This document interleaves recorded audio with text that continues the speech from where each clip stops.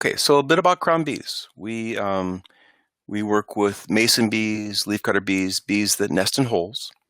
We honestly care about the bees. You'll find our products are not just here to make money, they're here for the bees' health. Everything we do matters. We teach, so if you haven't visited our website yet, boy, we got a lot of information there.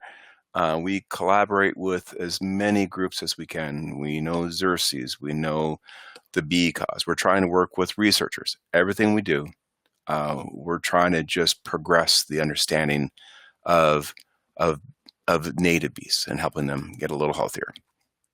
So today, you're going to hear a little bit about, we're going to go into the bee kingdom. So solitary bees are part of something else. We'll talk through mason bee characteristics, and then tactically, here's how to raise mason bees. So we want to go as deep as we can. So native bees. When we talk about native bees, the honeybee is not native, surprisingly. Out of the world's 21,000 plus bees, there's a lot out there. The honeybee is one of them. In North America, we've got about 4,000 species. This is from Canada down through Mexico. And we firmly believe that the bees that evolved in every one of our little regions of this continent, those are probably the best pollinators. They've acclimated, they understand the pollen that's out there. And we kind of start from the highest level. If we look at all the bees, some bees are social. So think honeybee, bumblebee. Okay, those are social. So they've got a queen and a hive, and some have honey, bumblebees don't. And then 90%, so most of all the rest of the bees are solitary, where every female is a queen and she's doing all of the work.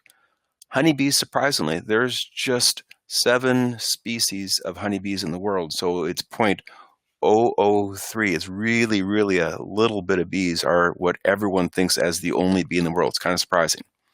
But so there's a lot more out there.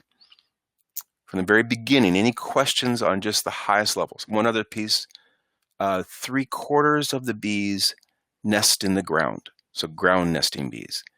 And then about 1/4 of bees nest in holes, and so those are the ones that we focus on. Any questions yet, Damaris?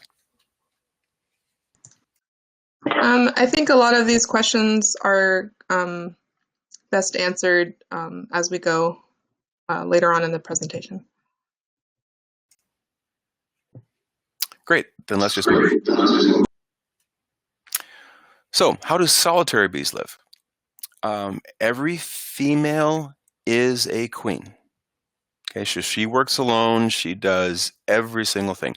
There's no hive to protect. And you walk up next to a bumblebee hive or a honeybee hive, kick a hive or something, you're going to get stung because everyone protects what's going on.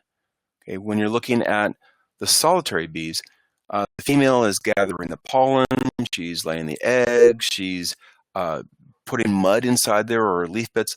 She's doing all this work, and she can't sit there and defend the hole and go do all these things, so they don't. It's a very gentle bee. If you can get stung by a bee, it's mostly you've gripped them in your hand or they've caught between your fingers, and they're just saying, hey, I'm here. But the venom in these bees is a different classification. From all I've read and researched and talked with researchers, there is no known case of anaphylactic shock due to a solitary bee.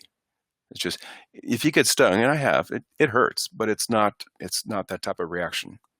So she's doing all the chores. She's gathering everything. These bees are really there for your yard. They're in a very small radius. And so for us, we think these bees are perfect for gardens and farms when people have specific crops that they want to pollinate. So most bees live 6 weeks. And even in a honeybee hive, you've got the queen hangs around a long time, but in a honeybee hive, 1,000 eggs are laid a day, 1,000 bees die a day. Okay, so the bees all live about 6 weeks. So, and then their wings only flap so many times. So a lifespan for a mason bee is about 6 weeks. She's out there gathering the pollen, laying the egg, sealing that little chamber, and then she's dead after about 6 weeks. The eggs laid this year are next year's bees. Okay, now some bees are coming out. So think through the pollen, that's been in your yard. There are bees that show up at the very beginning, early stage. There are bees that show up in May. Some bees show up in June and July and August. So there are bees that show up and are there for the 6 weeks and they're gone. So there's a lot of bees out there. Any questions, Damaris, on just this still simple understanding? Yeah, we had a question about if there are any bees that are invasive to the US.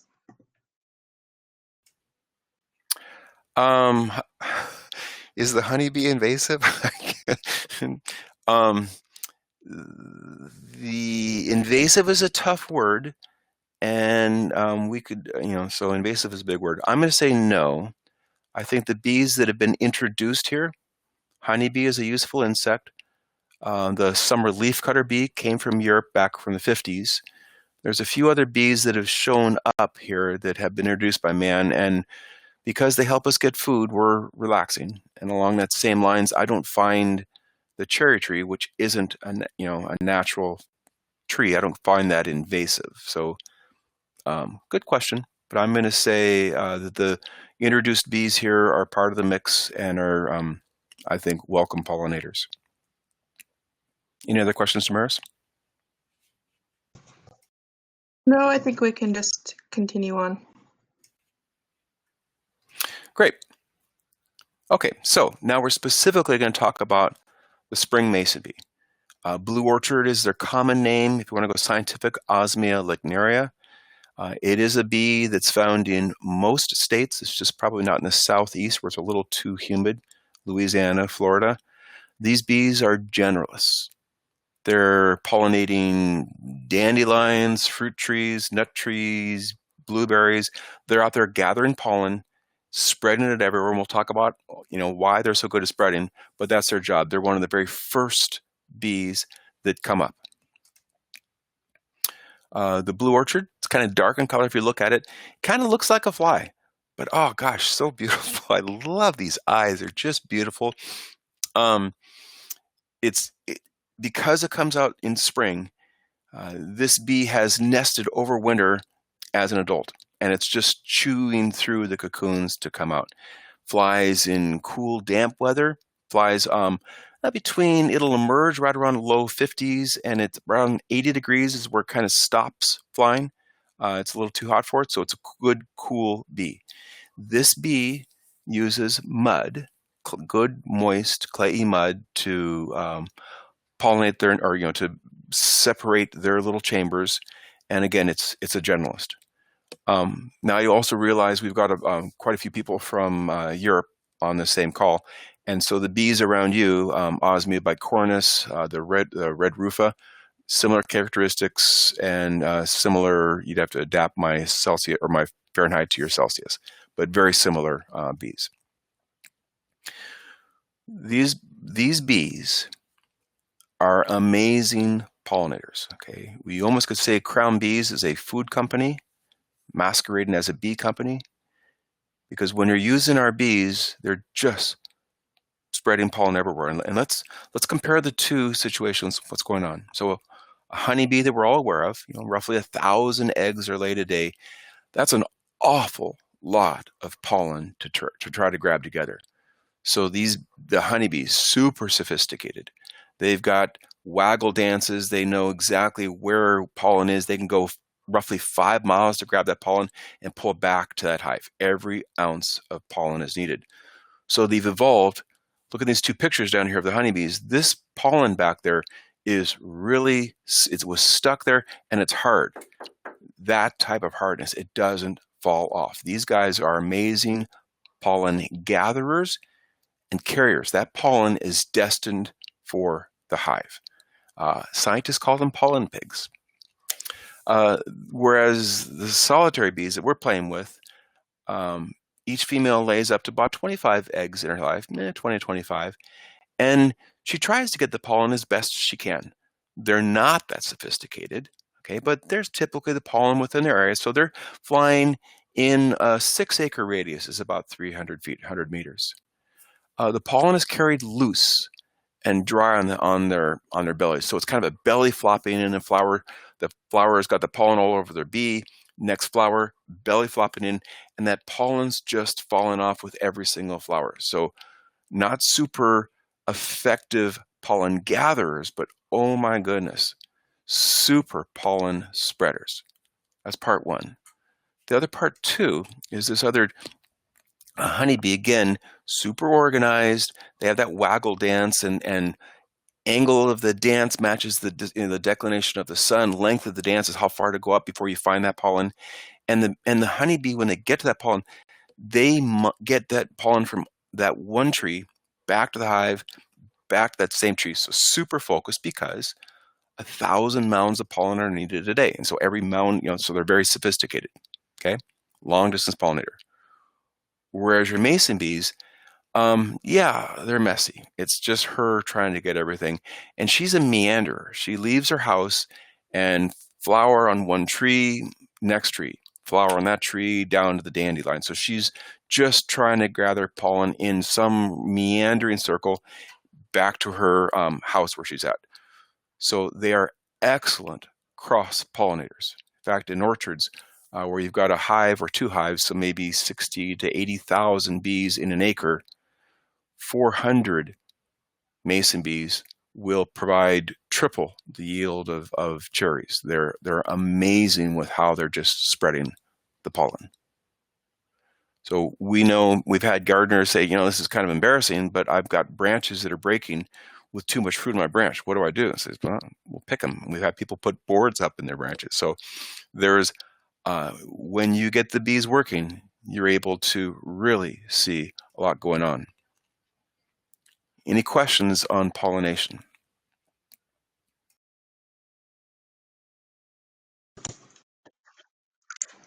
I don't see any questions about pollination yet. We did have someone. We had someone asking about if bumblebees are only living for 6 weeks also, and I'd like to answer that. Bumblebees are a social bee. The queen is living for longer than 6 weeks, but they are a little different than the social honeybees. The bumblebee queen is only going to live for 1 year. So the colony that the bumblebees are building, it slowly builds up over time, beginning in the early spring. So the worker bees do have a shorter lifespan than the queen. We do have some other questions about mason bees and their lifespan, but that's going to be covered later on. So I think we can just continue. Thanks, Doris. All right, so let's kind of now talk about how do these guys live. So we call it a bee house, a mason bee house, not a hive. Honeybees are in hives. These bees are nesting in pre-made holes. So there are carpenter bees on the East Coast. They're actually digging and creating their own holes. Mason bees are opportunists. So they're looking for holes to use. The spring mason bees are looking for 8 millimeter, about 5/16 of an inch wide hole, and about maybe 6 inches deep. Okay, so that's the perfect size for them. Every female is going to own her own hole. So they want to be maybe around each other, but they each are choosing their own hole. And it's a scent. So she lays a scent down there that says, this is mine. And when you see your mason bees going in and out of holes, you might find them go in a hole. It's like, back out. In the next hole, back out. Third one over, okay, it's mine. And now she's down there dropping off her pollen. So they can get lost, but they know it's their hole by their own smell. And so we're able to provide them holes. What's going on inside there? Okay, it's a pollen loaf, as we call it. You've got both pollen and nectar that the bees are going in, and she's backing in and she's scraping off all the pollen from underneath her body. She's then regurgitating the nectar and she's mixing those things in with her mandibles. So it's this loaf that slowly gets built. About maybe 25 or so, 30 trips worth of pollen gathering, has about a pea-sized bit of pollen. She backs in, she lays in eggs, looks about the size of a grain of rice, and then she seals that chamber with clayey mud. So you can see these are chambers right here with that mud that's been put in there. And so actually, as the bee, there's this piece of plastic on here. She didn't like that edge there, so you can see where she sealed this chamber with that moist clayey mud. She starts from the back and works her way forward. And as she's laying it, the deep in eggs are all female eggs. She's fertilizing these eggs as she'd mated with the boy. She'd got the sperm. The boy's gone. She's now keeping that sperm with her. She's able to choose whether to lay a female egg or fertilizing a female egg or a male egg. And so the inside eggs are typically female, and then the outer eggs are typically male. And so, I mean, it's probably that's what the sacrificial bees are. Birds are pecking in or at them. And the boys will emerge first with the females back on the inside. When she finally finishes, she's gathering a whole lot of pollen or mud and just seals that back chamber with maybe like a quarter-inch of solid mud, trying to stop pests from getting into the eggs that she's laid. Okay, so we've talked briefly. It's a house, and the house's job is to keep the holes dry. We haven't talked about words placement yet, but this is just what's going on inside here. Okay, so we have a couple of questions about what the bees are doing inside of the nesting hole.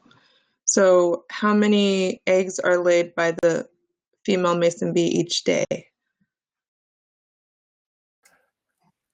That's a good one.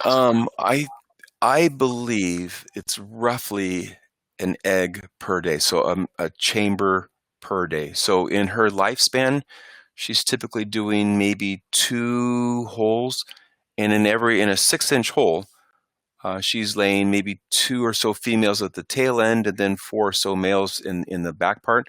So the longer the hole, the more females you're going to have. When you've got these little short inch, there's some stuff that people just sell out there. If it's shorter than 6 inches, you probably have less females being laid. But so in her lifespan, she's probably maybe laying an egg a day, roughly, and could produce about 20 eggs. And I'd like to add to that answer. It really does depend on the weather and the flowers, like what the conditions are for that day. And each pollen loaf takes almost 2,000 flowers to build that pollen loaf, pollen and nectar. So you really want to make sure that you have a lot of flowers near your bee house to help feed the bees. So we had another question about if the males nest inside of the nesting holes. If they, what are the males doing with the bee house? You want to answer that one, Damaris? Sure. Males will hang out in the nesting holes when the weather isn't great.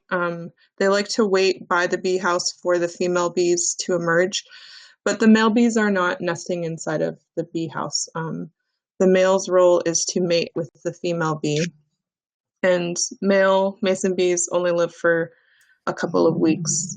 And there was another question about pollination and the male bees do a little bit of pollination. They do visit flowers to drink nectar.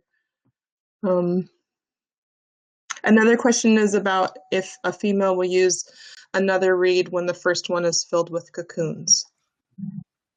So absolutely.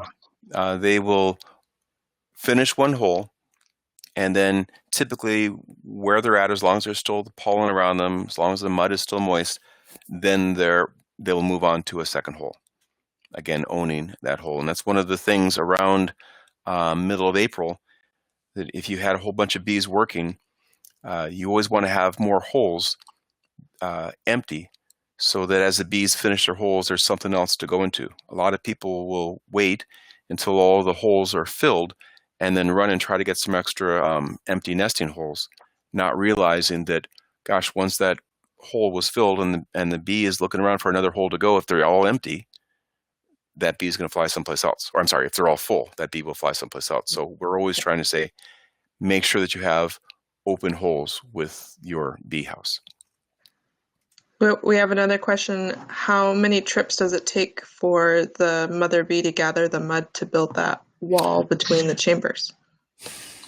I've never seen anything official on this, but I think a good 10 to 12, we'll talk about mud a little bit later on, but I think about 10 to Mm-hmm. 12 trips.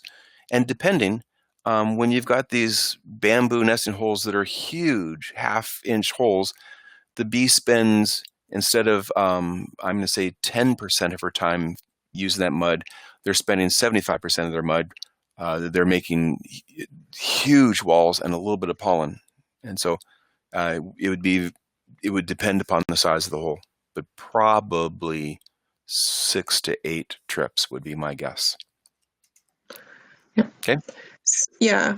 There was one more question about if each egg is in a separate chamber, how do the bees emerge from the back of the nesting hole? It's a great question. In the spring, if you were to kind of watch which bees are coming out first, typically the males are out just a little bit earlier, and you'll see the males just slowly start coming out. And the females, whether they are out or not, they're typically in there waiting 2 or 3 more days. So I think they come out a little bit later. The boys are all just sitting here waiting. They'll walk back in the holes, waiting for the females to come out. And then you'll slowly see the females come out, and then they're mating and gone. If someone has died in the middle, so a bee died, the bees behind here will actually chew through that carcass just to get out. And so they'll eventually all get out. We've actually even seen, we use loose cocoons, so we're able to let each bee out when they want to get out. But I have, in years past, we had all of the bees, we just left them inside their holes. A lot of the bees came out, but it got cold for a week, super cold. So the bees had spent their energy getting out of their cocoons. They were still hunkered down inside that hole.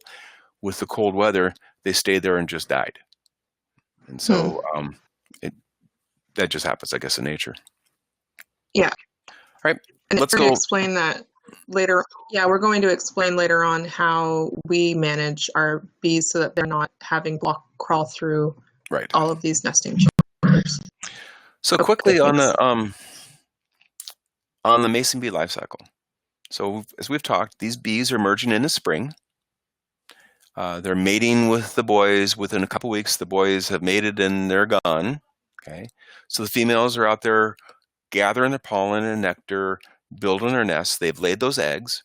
They're dead by maybe early June. They lived there 6 weeks. Those eggs now, those are the live bees. So they've hatched. They're now consuming all that pollen and nectar through June. They're now a big larva. If you were to open up, it looks like a grub. They start spinning the cocoon through maybe July. And then through the rest of the season, they're using the summer warmth to mature into an adult bee. So by the time fall comes around, you've now got a mature adult bee that's just going to hibernate. So very simple. And if you were to take this whole circle right here and look at the summer bees, just briefly, a summer bee overwinters as a larva and uses the spring to develop. And that's why it's a larva in the spring. They develop in the late spring, early summer, and they're then pollinating, doing their parts in the summer. So it's just this whole circle here is rotated one little element.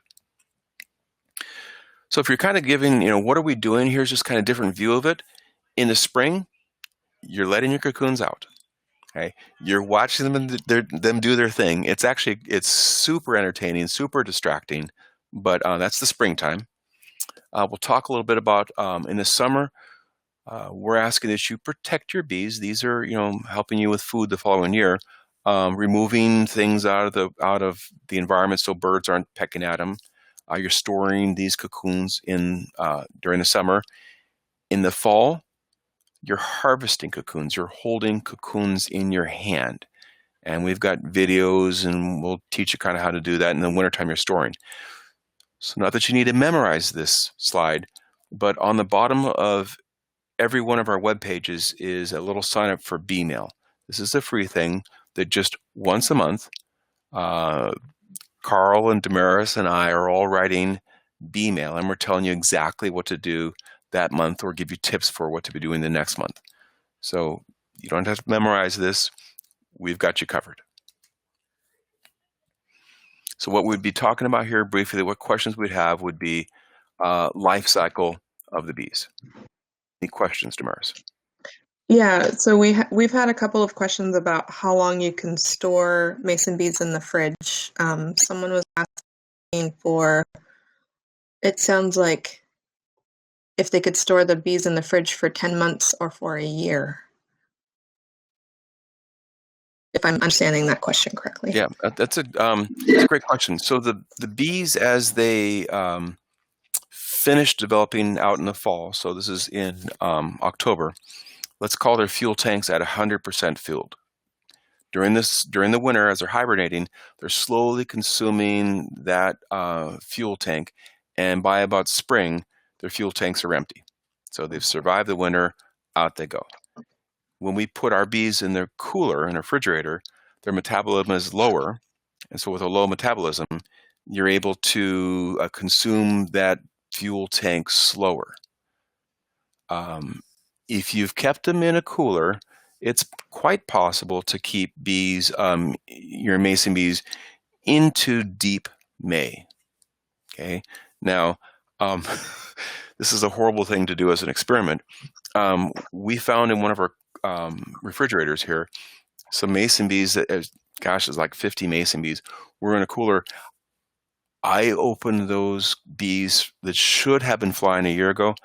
There was like about 20 live bees all the way into the February. So it is possible they can survive, but boy, I wouldn't guarantee that they would live that long. Guarantee in your fridge.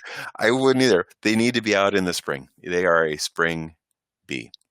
Dave, could you go back to the previous slide? I was reading the questions. I just want to make sure that we point out the life cycle. If you could go back one slide. And just let everybody know that mason bees only produce one generation per year. True. And so the adults that were hibernating over the winter, they emerge and start mating, and they lay eggs. The eggs that they laid, they take a lot of breaks because they spend most of the year inside the nesting hole, and they're only flying as adults for 4 to 6 weeks, maybe 2 months if they're lucky. So most of the time they are inside of the nest. So I just wanted to point that out. Other bees do have a different life cycle. So sorry, my son was coming in the room. But I just wanted to point out that the mason bees only have this 1 year life cycle, and we know the amount of time that they spend at each of those steps pretty well. We know that they like to hibernate for about 5 months. So all of our bee raising steps are based on their natural life cycle. Their natural cycle. Yeah. Okay, let's get into holes. So naturally available materials are the best. Plastic, there's a lot of pollen that's wet pollen's been gathered into there. Plastic is a natural, and the excess moisture that should be wicking away is stuck on air, and people get moldy cocoons. So everything we've got is paper or wood trays or natural reeds. Okay, so everything's breathable, and we'll talk about harvesting. We want to be able to hold cocoons in our hand, and so all of our material is open. You can be opened. What to avoid? Bamboo is a very super structurally sound product, and as we talk when we're harvesting, you can't open it, and a lot of pests build up inside there. Too fat of holes has the bees doing a lot of extra work, putting too much mud inside there, and too short, you'll wind up with little or no females. So about 6 inches is right. So we're trying to move away from bamboo and drilled blocks of wood. Pests build up in there, and we'll talk about that in a second. So please avoid those. This is really important. Holes need to be opened up, and so I know there's a lot of product on there. You can get some really low cost houses that have someone has made that it looks good to the average user, but it's made out of bamboo, and it's honestly not a good thing. If you bought houses from, for example, Costco or whatever, you've made your investment. Your bees can use it, but we will reach out to you the following spring and say, here's how you transferred out your bees, you used it. You'll want to move your bees out of that cheap material to something that you'll be able to work with your bees and have them be a little healthier. We call that moving day. Any questions on holes?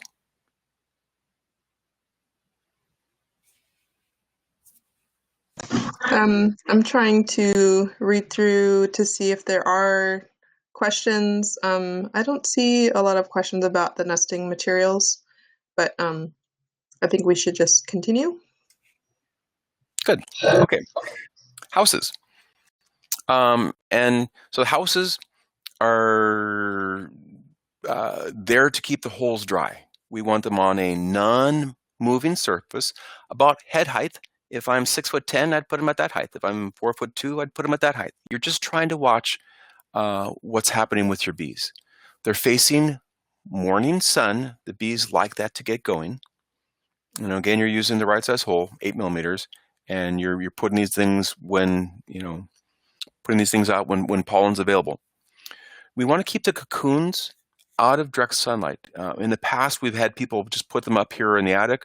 We've created a brand new cocoon hatchery, we call it. We've got a couple different models of this where you put your cocoons on the backside. As the bees emerge, they're just able to walk through and show up. So you're avoiding where your cocoons can be blown in the wind or where some birds can come in there and just eat your bees.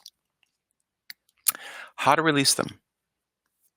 Okay, so you're putting the bees out of direct sun in a hatchery. You can make this out of a toilet paper roll if you can find them nowadays. Here's our cocoon hatchery tube. You want to release your bees by 1st of May. They've been surviving on their stored fats and they can run really low in the spring. So let's get them out. Okay. When you put your bees out, patience is a tough word, but the bees are going to come out when they want to come out. Our bees have been in our coolers and their stored fats are maybe 20-25%. They're really healthy bees. They might not need to come out like that. So have patience. It might take a bit. If you do need your bees out, and we have all the time, people are saying, hey, my bees haven't come out. I've got cherry trees that need to be pollinated. What do I do? You can open bees with a pair of scissors. And if you went out and just look at those words, go to YouTube and Google or YouTube, search for the words crown bees, cocoon open. You'll see a video in there that just shows you how to simply, safely open cocoons up. Some people are kind of nervous that their bees might have died. By opening a cocoon, you can at least see that it's alive and know that it's going to take its time to get out. Or if you need the bees out for your cherry trees now or something now, you can force this issue. These are food-making bees. You can wait either one. Now, if the cocoons don't emerge at all by maybe May, you could. There's methods to see what's inside there. Candling, but put in a cocoon in front of super bright light is a method you might see not a bee in there. But if the bees haven't emerged by May, there's probably something going on. That's part one. So actions that you're looking for. If you find, this is meconium, when the bees emerge right away, within a minute, they're going to they're going to poop. It's meconium. It's a metabolic waste that comes out, but it looks like this light tan something. Um, if you have a bee emerge on your hand, it really is kind of cool. A lot, we've done a lot. You'll find poop all over your hands. Just works that way. They're going to mate. You find males on top of males on top of males. They're going to mate. So you'll see that activity. And then if you're nervous that you haven't seen where your bees are, if you look in the morning, typically the bees are ready to come out, and they're going to be at the tips of their holes there in the morning, and even have crawled out. Or sometimes in the evening, you can go with a flashlight, and you can see the tails or the heads of the bees inside the flashlights. And then the other piece is, if you see mudded over entrances, it's like, well, okay, your bees are active. It's not instantaneous. It takes a while. And a lot of people will say, oh my gosh, all my bees have flown away. What's up? And then a week or so later, there's a mudded over hole. It's like, well, they just missed it. The bee's out there half hour doing her thing, and they just missed it. So patience is a hard word. And I would say go with that word, patience. But if you get impatient, you can open them up and look.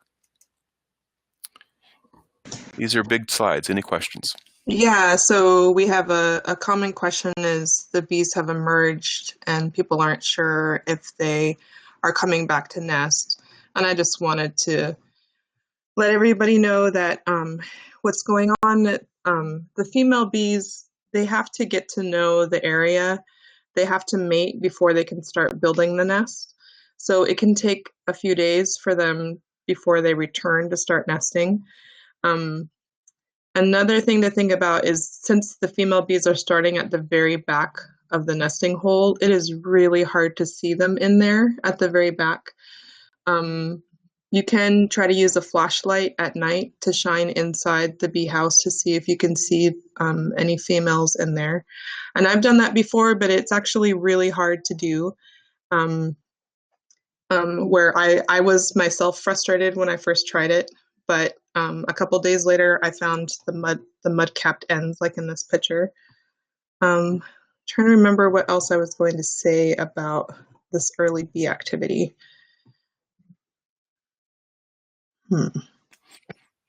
Any other questions then? Yeah, I mean, we have a lot of people that are just, I think they get a little frustrated in this stage of waiting for the bees to come back. Oh, I was going to also point out, a female mason bee might be, like, you can't see evidence that she's using the nesting hole. And she can be gone from the bee house for about 30 minutes, right, Dave? Mm-hmm. Like, she can be gone for quite a while she's gathering pollen or looking for mud. So you would have to kind of wait at the bee house for a while before you could see her coming back. In a few years from now, when you have a lot of bees nesting, it's just fascinating watching the bees come in and land. It's just it's awesome. Yeah, we do have a similar theme about how many nesting holes do you need for your bees. We recommend 1 nesting hole per cocoon. And then, let's see.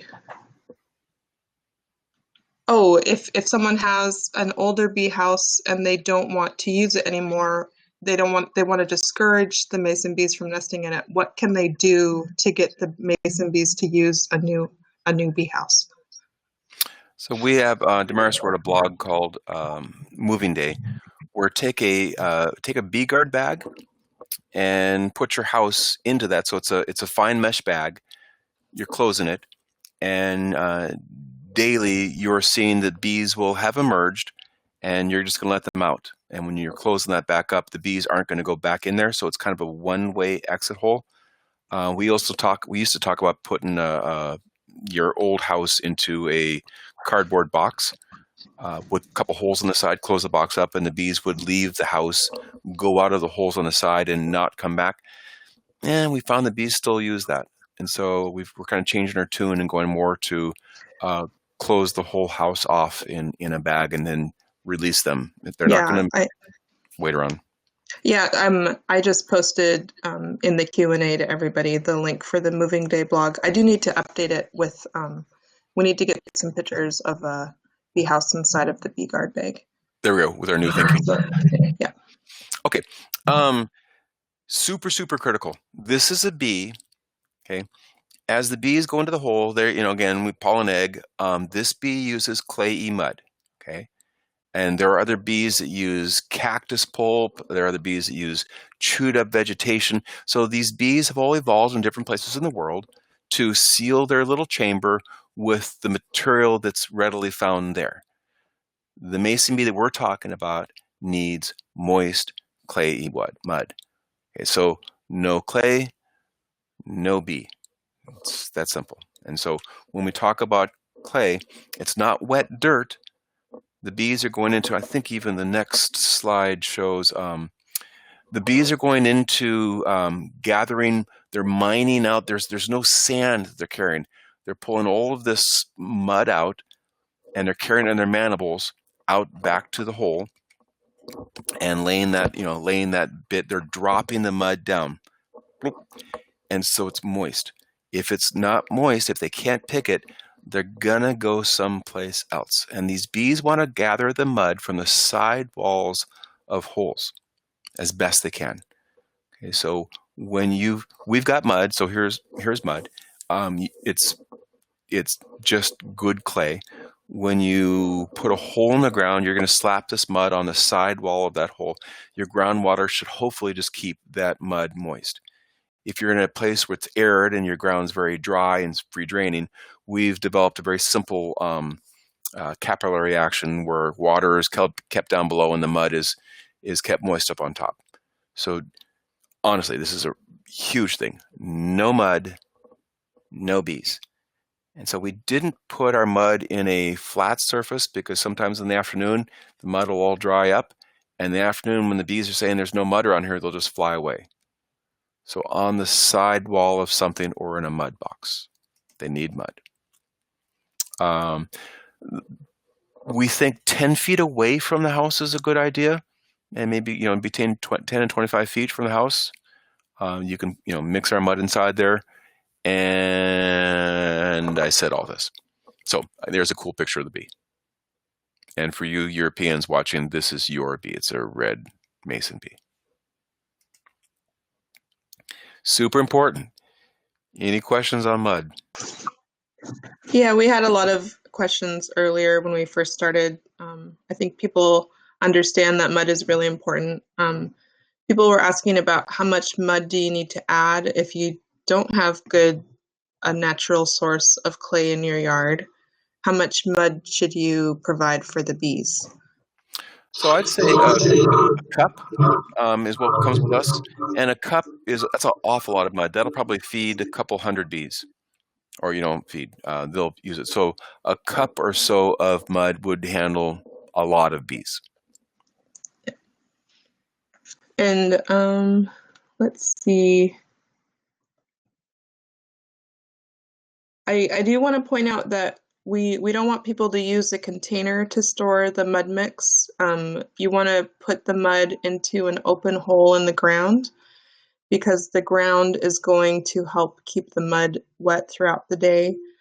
If you put the mud mix into a container, then it will either become too soupy or too dry. So we really recommend that put the mud mixes into the ground.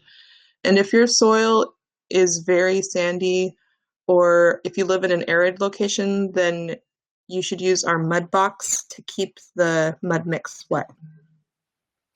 And also, yes, if you have sometimes bees will go to, if your house is near a creek, they will find a natural mud source. Or fountain or something.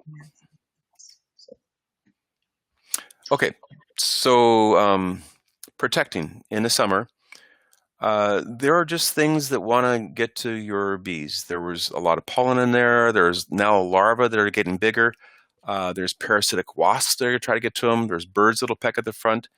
And so we're just saying that if you're trying to protect your bees so they are there for you next year, a little bit of human intervention we think is important. So here's a bee guard bag that you're putting your tubes or reeds or wood trays into, and you're just storing them in a garage or shed mud end up, and these eggs are now larvae, and through the summer they're using that summer heat to develop into a bee.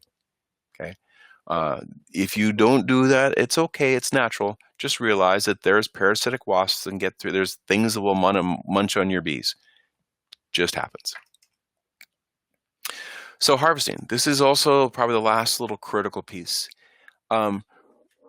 In the bug world, it's eat and get eaten. That's just how it is. And when you put a whole lot of one thing in a tight area, pests are going to want to move in. So with your bees. So there are these kind of the bigger pieces, bigger pests that we're going to see. There's chalk brood. It's a horrible little fungus that just a couple little grains. This is real. If you crush this, it feels like a butterfly wing dust. One or two little grains.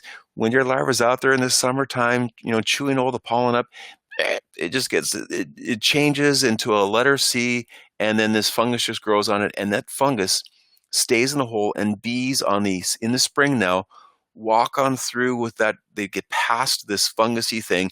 It's spread up and down the holes. It's on the flowers in your yard, and all the mason bees are carrying that chalk brood back to the holes. So it's an ugly thing. It's an ugly thing. There are pollen mites. The pollen mite, its job is to eat pollen, and when the mason bee brings the pollen back with the mites in it into the hole, it's kind of a race a lot of times, and you'll see when you're harvesting things, you're going to see big pockets of looks like sawdust, orange sawdust. And when you squish it with your finger all together and you just leave it there, it moves. There's just thousands of little things. There's nothing you can do about it. But if you left this in there, the mason bees are walking past it, so it's spread up and down that hole. And in the following year, as this mason bee's a new mason bee's going back into her own hole, these pollen mites are just sitting there already there, waiting for the pollen. So instead of one chamber in a hole gone, you might get 5 or all of the chambers filled with, and the following year, nothing emerges because it was all pests already in there. Okay, and another. This is just these poor bugs. This came from, we think, Germany. This is the Houdini fly.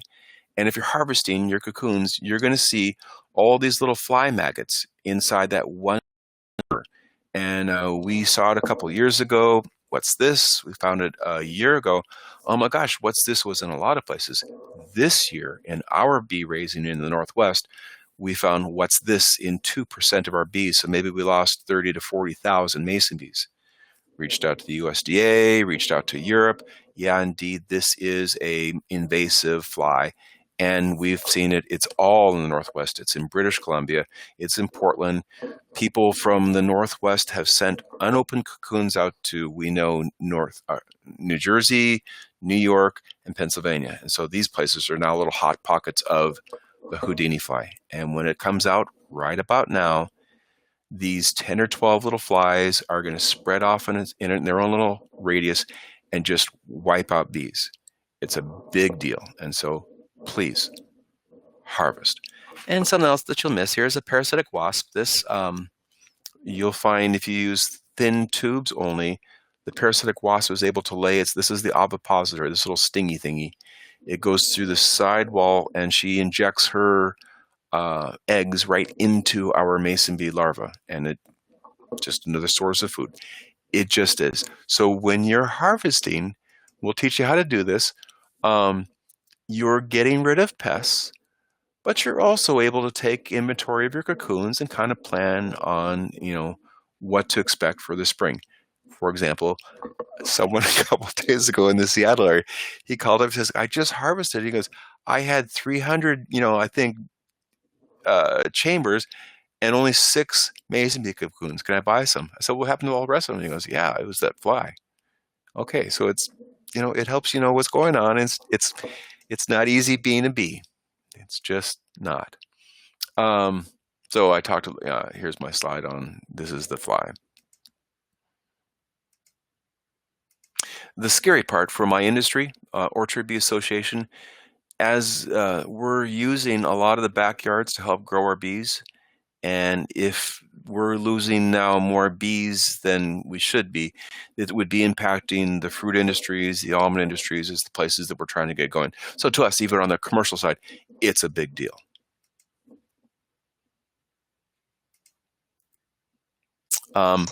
Pest questions and why you should harvest. And actually, one more piece.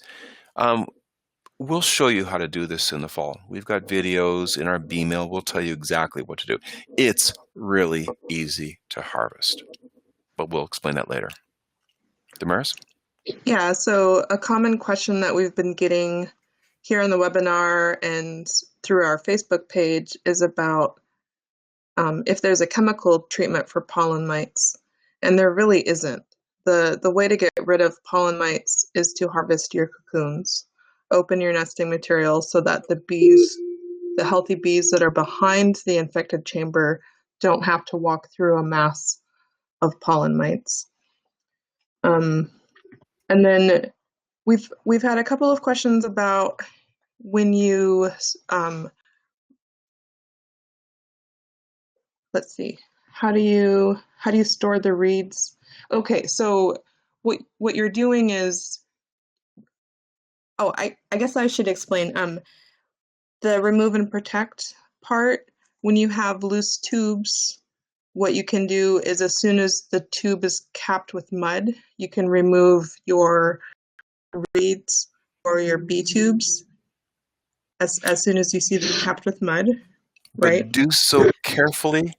The Yeah. mason bee knows where her hole was, and if you Mm-hmm. pulled a tube out and now everything kind of collapsed, your bees don't like that and they might just leave. So if you're going to pull a hole out, put a new one back in there.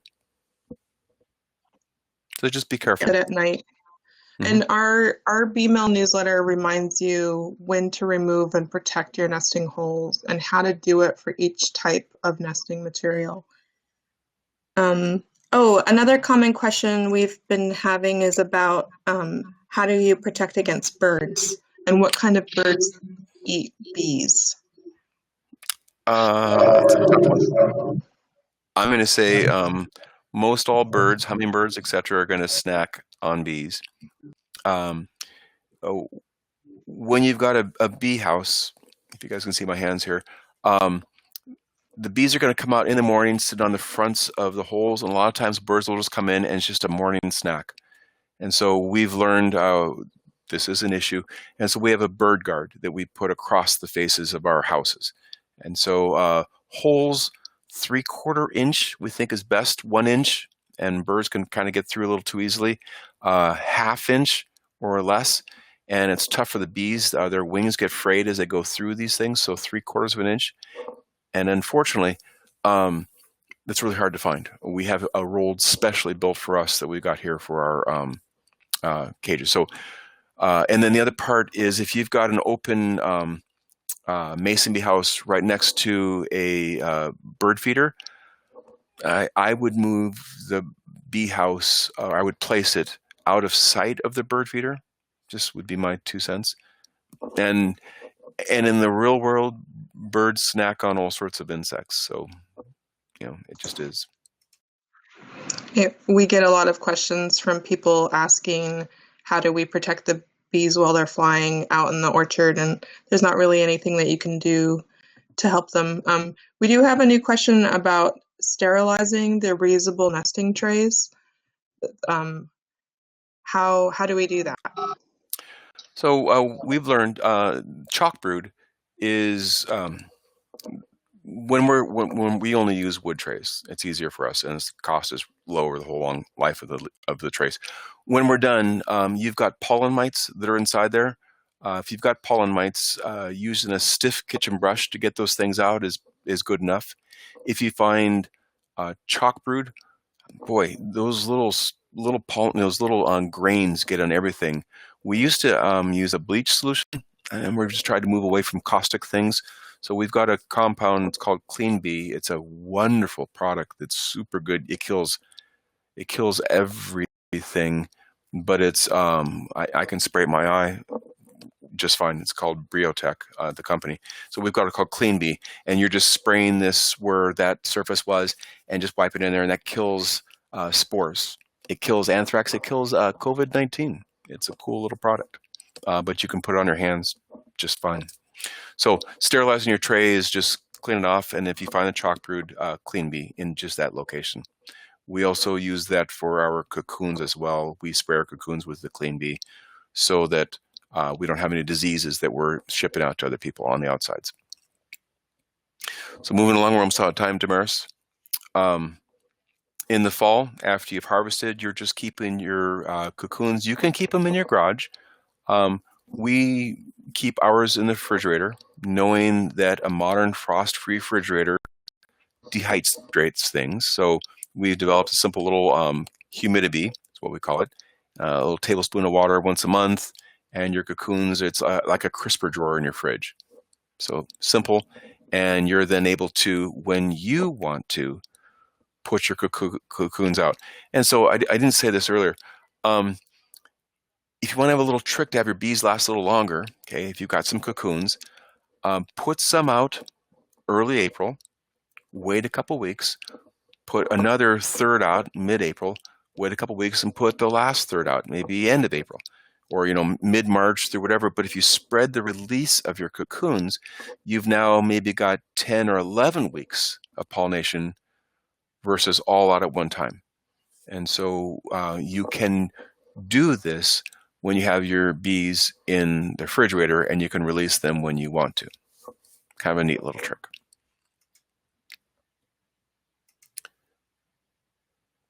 Okay, and just last little kind of piece, we do raise bees ourselves, but we rely upon you, our teammates across North America that are also raising bees for us. And so we're helping you be successful. That's what we want you to be. We want you successful so that you have too many cocoons. And so we have bees from Pennsylvania.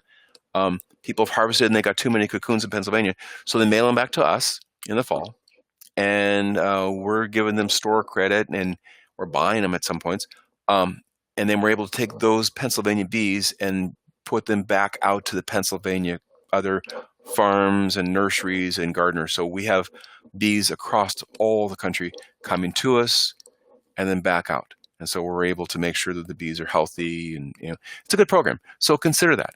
You'll hear about that in bee mail if you haven't heard that mantra as we've been talking. And then we will have a webinar, I think, Carl, is that May 14th? Is that about right? We're looking at May 13th right now, but we'll put out an official announcement soon. Okay, so we'll be talking about the leafcutter bees, and these are bees that are just great summer bees, and they not mud. They use leafy bits. Here's all the leaf ends from a yard. They're awesome little summer pollinators. So, we'll talk about that later on. Gosh, if you haven't heard me, B-mail's really there. It's there for you guys. It really, honestly, we'll tell you about sales we have going on, but we really, really want you successful. Well, because we want your extra bees in the long run. If you haven't visited our website, please do. It's there. It's there for you. Look at the Learn tab. Look at the programs. There's some really some cool things that we spend a lot of time trying to work it so that you can find your questions there. Carl is our expert with the videos. Damaris is on Facebook. If you're local, we've got a harvest party. We all can come out here and watch us. We'll work with you to open your cocoons. I think they're starting that in Portland as well. There's a cool book that we put a lot of information into. So there's a lot of information out there. We're there we're there to help you out. So are there any last questions, Damaris, we can answer before we throw a poll out there? I've got an interesting question about if you recommend raising both mason bees and leafcutter bees together at the same time. In general, you've got a spring bee and a summer bee, and there are different times of the year. So typically the mason bee is done by May, June, and then the temperatures are warmer after that. So when you're working with both bees, the mason bee is using 8mm holes.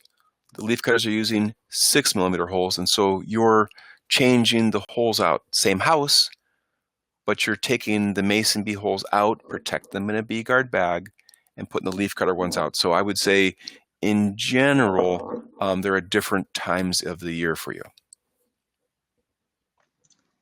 So we just had another question that's similar. If you would raise mason bees and offer a bee hotel at the same time.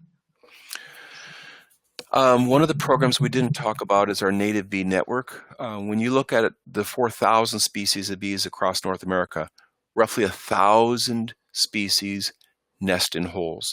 Tiny, tiny little 4mm holes and big 11mm holes. And they're out there at all points of the season. And so we only have the bees we only have the spring mason bee, we only have the summer leafcutter bee. We don't have enough of these other awesome bees.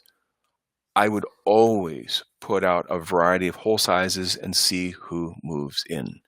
Resin bees, chewed up leaf bit bees, down from flower bees. There's some really cool ones out there. And we'll give you some advice. If you know, what is this? We'll give you some advice. But I wouldn't be afraid to always leave a set of empty holes, small, medium, and large, out the entire pollination season. That's a wonderful question.